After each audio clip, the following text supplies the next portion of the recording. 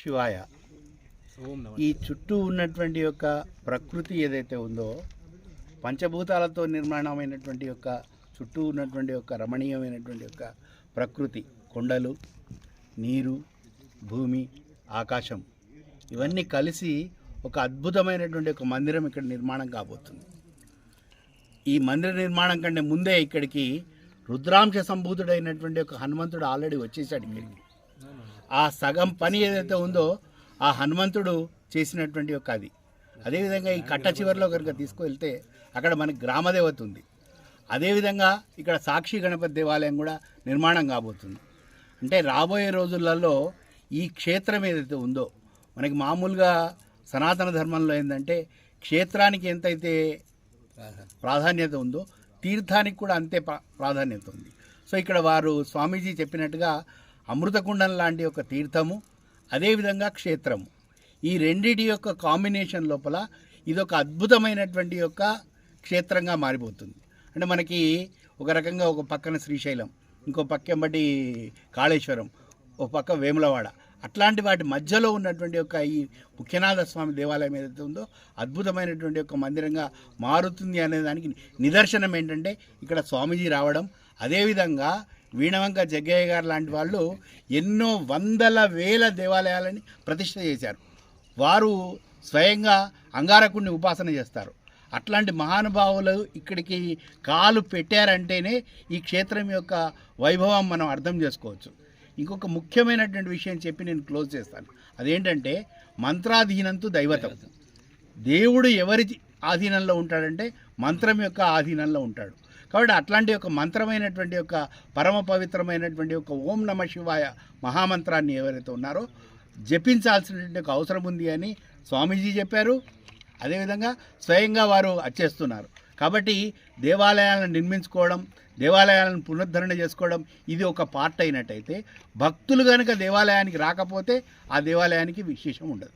కాబట్టి భక్తులు వేలాదిగా, అవసరమైతే లక్షలాదిగా తరలి వచ్చి ఈ ఓం నమ శివాయ అనేటువంటి యొక్క మహామంత్రాన్ని ఈ ప్రాంగణం లోపల కనుక మనం పఠించినట్టయితే తప్పకుండా కేవలం ఈ యొక్క ధర్మసాగర్ మండలమో లేకపోతే ఈ మన గ్రామానికే కాకుండా మొత్తం తెలంగాణకి కూడా సుభిక్షంగా మారబోతున్నటువంటి యొక్క స్థితి.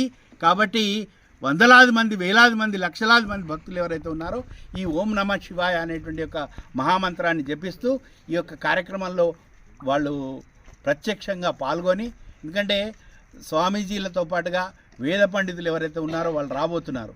అగ్ని ప్రతిష్ఠ జరుగుతుంది ఇక్కడ.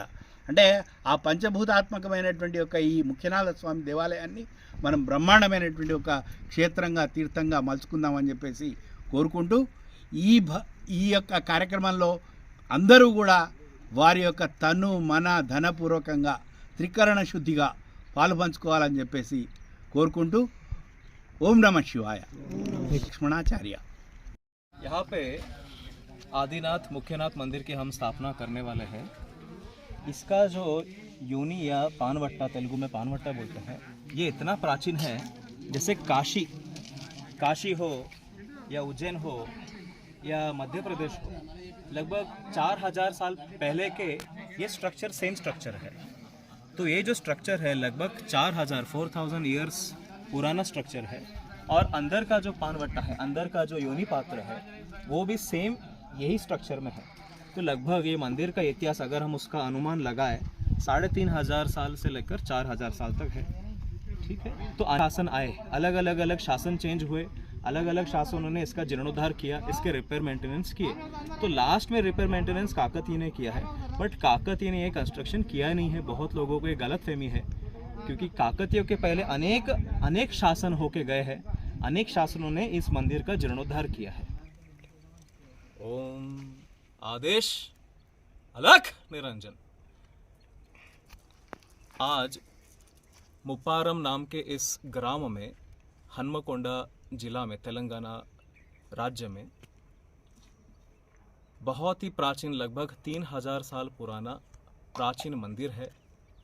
3000 साल पुराना तेलंगाना का बहुत ही महान और अद्भुत, बहुत ही विशिष्ट, ऐसा बहुत सुंदर ऐसा योगियों का इतिहास है।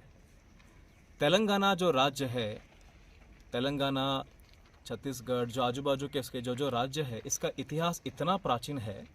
ये संपूर्ण क्षेत्र दंडक अरण्य का भाग था और इस क्षेत्र को प्राचीन काल में सिद्धपुर से संबोधन करते थे। मौर्य वंश के चंद्रगुप्त के काल में तेलंगाना राज्य के अनेक नकाशे हैं, मैप्स हैं। उन नकाशों में इस संपूर्ण तेलंगाना राज्य का जो नाम है वो है सिद्धपुर। और उससे भी अद्भुत, बहुत महान इतिहास अगर कोई स्थान का है तो इस वन का था। तो ये वन के अंदर, ये संपूर्ण दंडक अरण्य के वन के बीचों बीच ये प्राचीन सिद्धशिला यहाँ पे थी और इस सिद्धशिला में इसका पूर्ण इतिहास है। अनेक राजवंश आए, शातवाहन आए, राष्ट्रकूट आए और लास्ट में अंतिम समय में 60 साल के लिए काकतीय साम्राज्य भी आया, जिन्होंने इस राज्य का सिद्धों के आदेश, सिद्धों के शासन के अंदर, under the rule of siddhas, इन्होंने अनेक मंदिर निर्माण किए। जो सिद्धों ने बोला उन सिद्धों के आदेश अनुसार यहाँ पे मंदिर हुआ।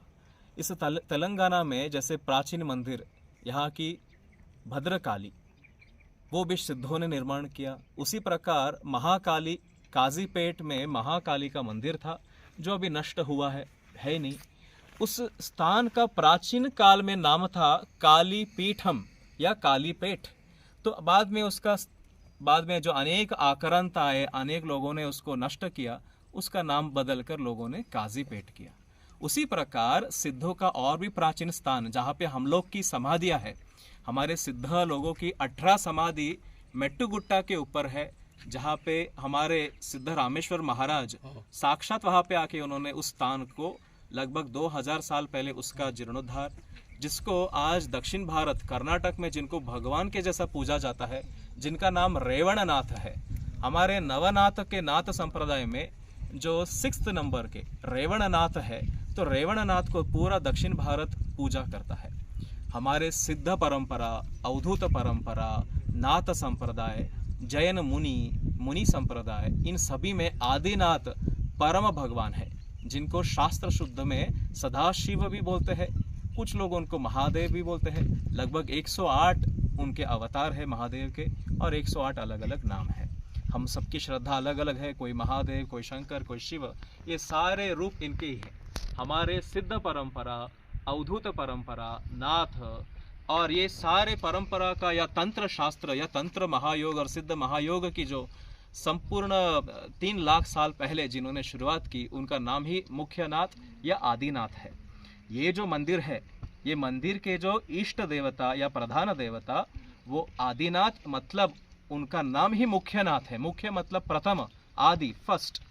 तो ये जो स्थान है, ये मुख्यनाथ स्थान से प्राचीन भारत के नकाशों में इसका बहुत बड़ा इतिहास है, सिद्ध शास्त्र में और सिद्ध चरित्र में भी। तो सिद्धों का ही मंदिर है और सिद्ध ही यहाँ पे पुनः 1000 साल के बाद, 3000 साल के बाद हमारा सिद्ध परंपरा पुनः यहाँ पे आके उसका जीर्णोद्धार कर रहे हैं। बहुत ही विद्वान, विदुषी, वेद पंडित जगदीश्वर शास्त्री शर्मा जी, ऐसे महान शास्त्र, आगम शास्त्र के बहुत ही विद्वान पुरुष, ऐसे विद्वान पुरुष हमारे इस मंदिर का अनेक प्रकार, हमारे तंत्र आगम शास्त्र के अनुसार इस मंदिर का पुनः जीर्णोद्धार, प्राण प्रतिष्ठा कर रहे हैं। पुनः प्राण प्रतिष्ठा, ऑलरेडी इसकी प्राण प्रतिष्ठा 3000 साल पहले हुई है। और सबसे बड़ा महान श्रेय अगर किसी को जाता है इस प्राण प्रतिष्ठा, इस जीर्णोद्धार का, ये गांववासी, ये ग्राम के महान गांववासी, जिन्होंने पुनः, जैसे ये सारे हमारे गांववासी हैं, ये मुपारम ग्राम के, इनको बहुत बहुत साधुवाद है। हमारा प्रवीण ने बहुत कष्ट लिए हैं, दिन और रात इस मंदिर का खोज, इस प्रवीण और इनके संपूर्ण ये ग्रामवासियों ने मिलकर, ये मंदिर जो था, पूरा मंदिर के ऊपर घास उग गया था, ग्रास आया था, सब ग्रास निकाला, सब चीज़ हुई। कुछ लोगों ने कुछ साल पहले इस मंदिर के विग्रह को चोरी करके लेके गए। कुछ लोगों ने गुप्त निधि या लालच, मतलब देखिए सनातन धर्म में इतना महान परमेश्वर सभी कण कण में है, बट कुछ ऐसे भी लोग हैं, ऐसे भी दुष्ट लोग हैं जो मंदिर को नष्ट करने का हेतु रखते हैं, जो भारत के अगेंस्ट की जो गतिविधि है वैसे करने या मंदिर के विग्रह चोरी करके परदेश में इसको स्मगल करना, इसके ऊपर मैंने बहुत बात की है। लगभग अभी तक 237 विग्रह लंदन, अमेरिका और ऑस्ट्रेलिया से पुनः वापस लाने के लिए हमने और हमारे और एक मित्र है विजय करके, इन्होंने और हमारे प्रधानमंत्री ने उन सारे विग्रहों को पुनः भारत में लेके आए हैं। तो उसमें भी हमने बहुत बड़ा योगदान दिया है। अभी तक भारत देश में लगभग 284 मतलब 284 मंदिरों का परमेश्वर आदिनाथ सदाशिव का वरदहस्त हमारे ऊपर है। सारे 84 सिद्धों का वरदहस्त आशीर्वाद हमारे ऊपर होने के कारण ये महान कार्य हम कर पाए, इस देह से कार्य कर पाए। हमारी इस देह की मतलब मेरा ये संकल्प ये है, लगभग 1 लाख मंदिरों का निर्माण करने के बाद हम महासमाधि लेना चाहते हैं।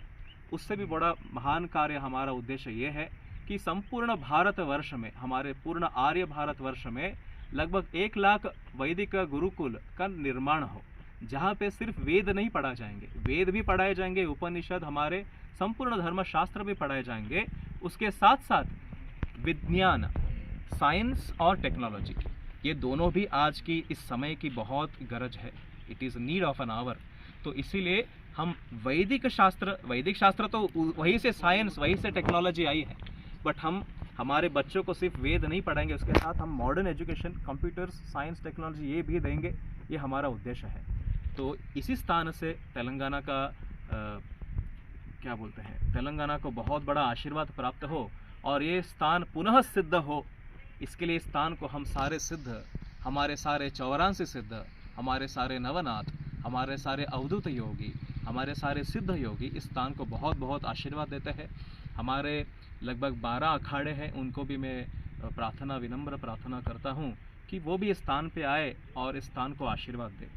पीछे जो कुंड है, इस कुंड का भी बहुत ही अद्भुत नाम है, प्राचीन शास्त्रों में अमृत कुंड भी बोला है, क्योंकि साक्षात आदिनाथ ने इस स्थान में आके साधना की है, अनुष्ठान किए हैं और इस कुंड को आशीर्वाद दिया है। इसके लिए उसका नाम भी अमृत कुंड है, जो अमृत के समान है। ये स्थान इतना गुप्त स्थान था, ये संपूर्ण जंगलों से घिरा हुआ था, जंगलों के अंदर था।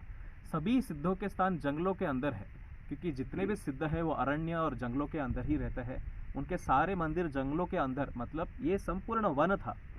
तेलंगाना पूर्ण दंडक अरण्य था, जहाँ पे प्रभु श्री रामचंद्र वनवास के लिए इसी दंडक अरण्य से होते रामेश्वरम तक, मतलब आपका तेलंगाना कितना अदृष्ट, कितना लकी सौभाग्य है, क्योंकि यहाँ पे प्रभु श्री रामचंद्र के पैर गिरे हैं, प्रभु कृष्ण भगवान के हैं और हमारे नवनाथों के लगभग 3000 सालों तक यहीं पे साधना हुई है।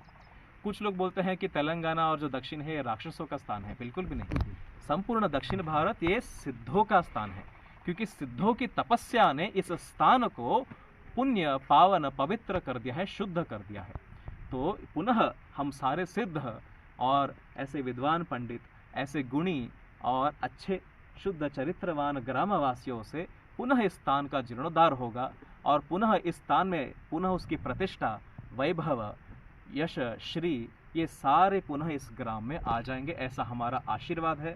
और यहाँ के जितने भी आजू बाजू के गांव हैं, मतलब मुप्पाराम के जितने भी आजू बाजू के गांव हैं, इन सारे आजू बाजू के गांवों का प्रधान इष्ट यही आदिनाथ, यही मुख्यनाथ है।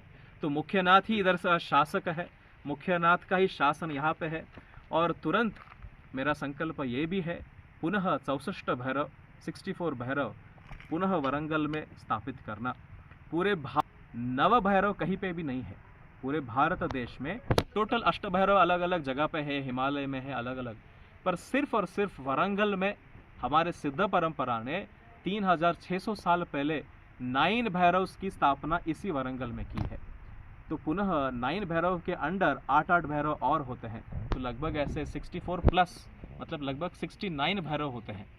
तो सिद्धों के 69 होते हैं।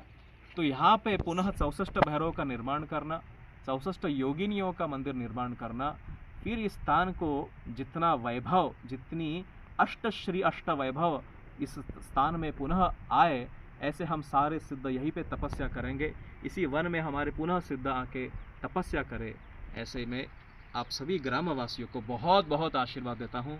ये ग्राम कीर्तिवंत हो, यशवंत हो, पुण्यवंत हो, धनवंत हो, सामर्थ्यवंत हो, बलवंत हो, ऐश्वर्यवंत हो और इस भारत का, संपूर्ण भारत का और स्पेशली तेलंगाना का ये आध्यात्मिक राजधानी बने, ऐसा मेरा आशीर्वाद इस पूर्ण वरंगल प्रदेश को है।